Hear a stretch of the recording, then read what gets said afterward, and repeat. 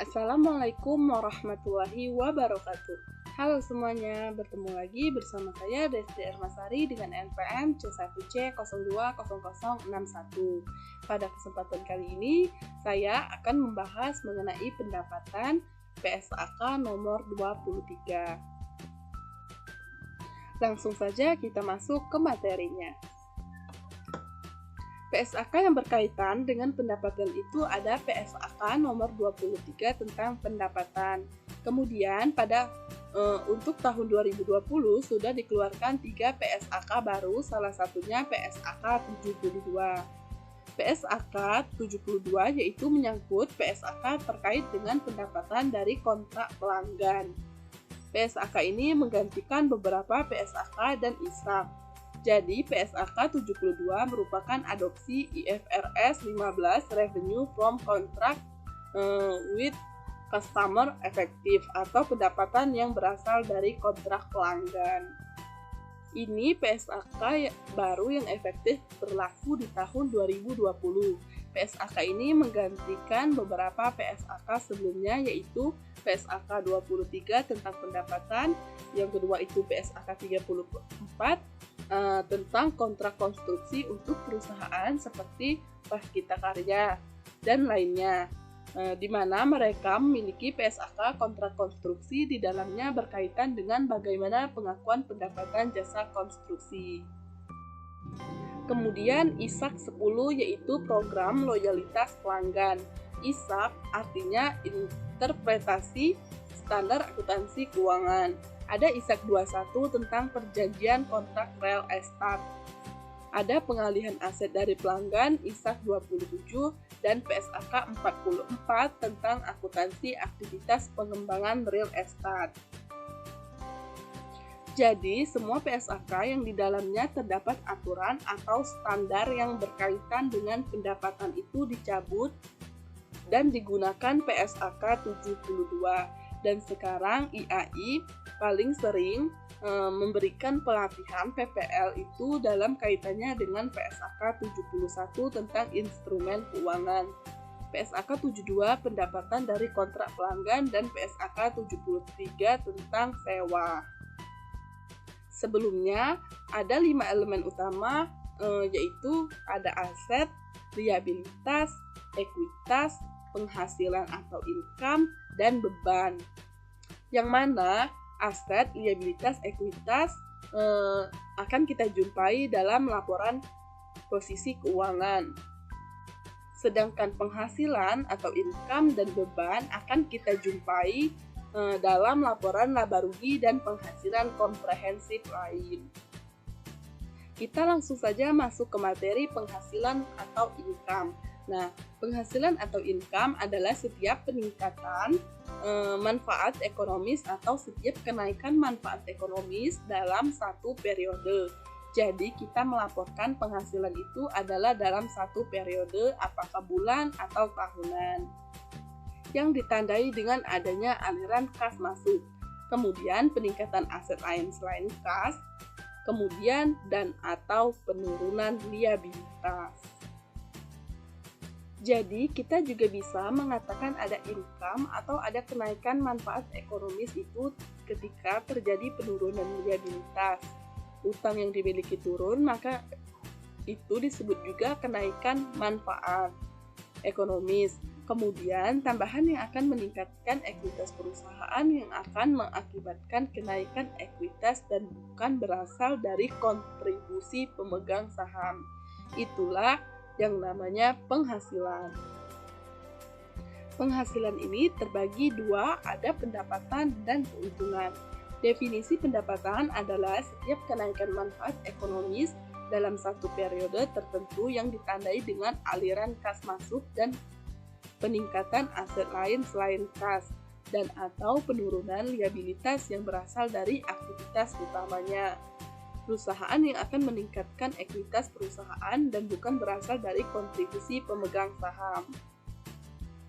Transaksi pembuktian pendapatan yang pertama itu ditandai dengan aliran kas masuk. Yang kedua, peningkatan aset lain selain kas. Dan yang ketiga, penurunan liabilitas. Yang keempat, yang berasal dari aktivitas utama. Yang kelima, peningkatan ekuitas perusahaan. Dan yang terakhir, bukan dari kontribusi pemegang saham. Prinsip pengakuan pendapatan diakui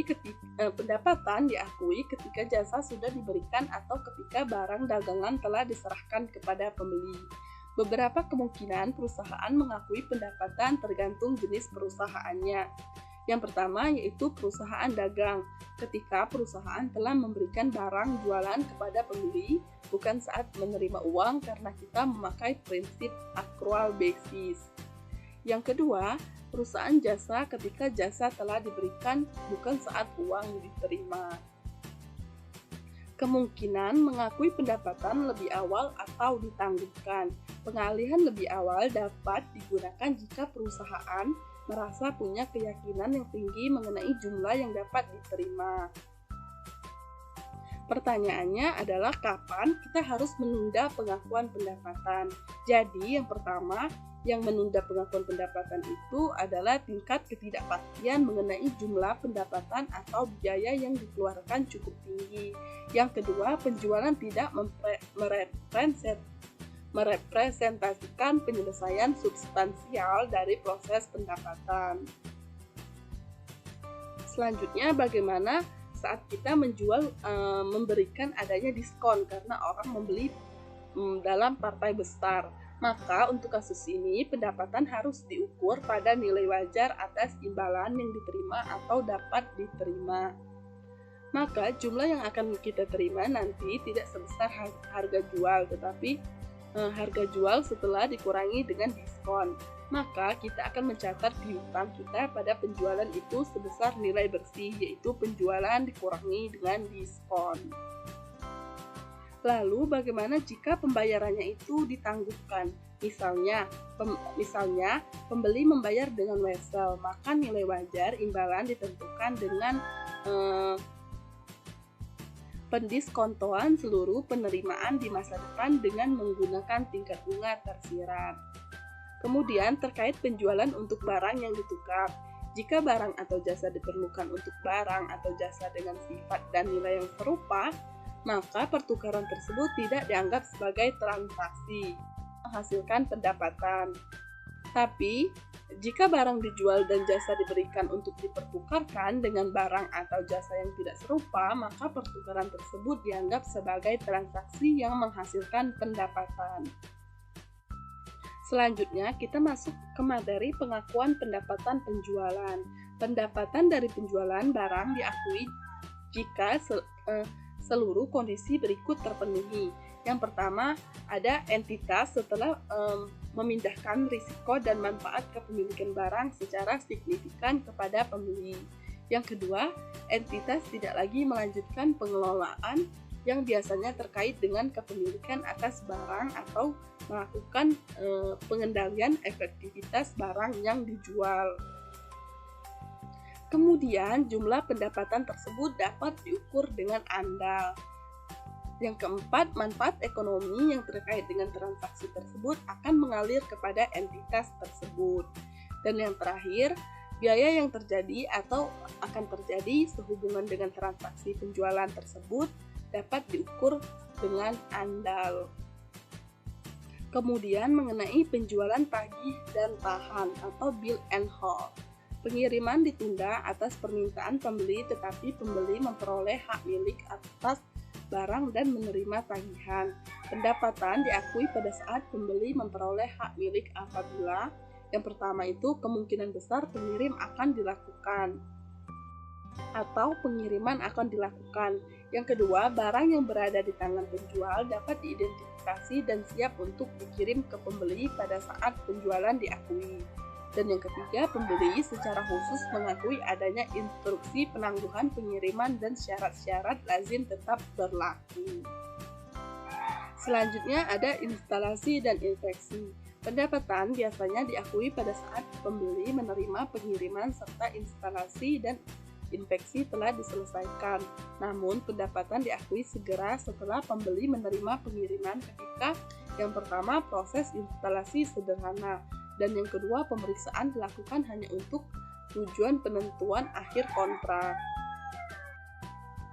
Kemudian hak pengendali untuk pembeli, yaitu jika terdapat ketidakpastian mengenai kemungkinan pengembalian atas barang, maka pendapatan diakui ketika pengiriman telah secara resmi diterima oleh pembeli atau barang telah dikirimkan dalam jangka waktu untuk penolakan telah berlalu.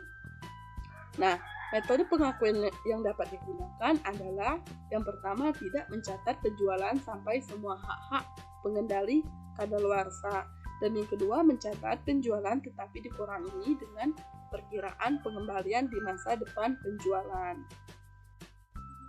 Kemudian penjualan konsinyasi. Penjualan konsinyasi, penerima atau pembeli berjanji untuk menjual barang atas nama pengirim atau penjual.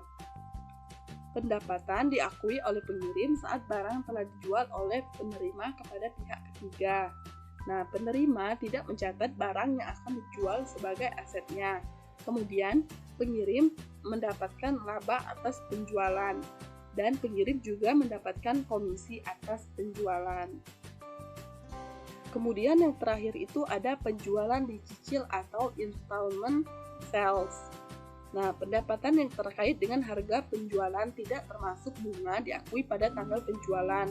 Harga jual adalah nilai gini dari imbalan ditentukan dengan mendiskonkan cicilan hutang pada suku bunga tersirat. Dan yang terakhir itu elemen bunga diakui sebagai pendapatan ketika telah menjadi haknya dengan menggunakan metode suku bunga efektif. Nah, itulah pembahasan mengenai pendapatan. Terima kasih sudah menyaksikan. Wassalamualaikum warahmatullahi wabarakatuh.